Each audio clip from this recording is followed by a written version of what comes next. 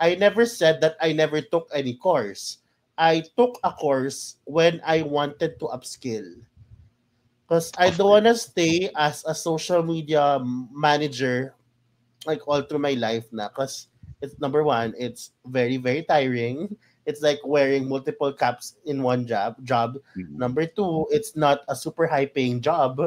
Mhm. And so I needed to upskill. So I I invested on mga communities with premium, like monthly premiums, medyo Mhm. mahal na. Basta any course with with community. Yung hinahanap Mhm. ko kasi I need someone kasi filtered na tao doon eh. Filtered yung tao sa community na yun eh. Mga So you experts get na, ano? to yes, you get to mingle with them. You get to learn from these, we call it personal learning network. And then, anything na Chris Do, idol ko yun pagdating sa freelancing eh, and Mhm. business. Chris Do, tinig ko yan. So,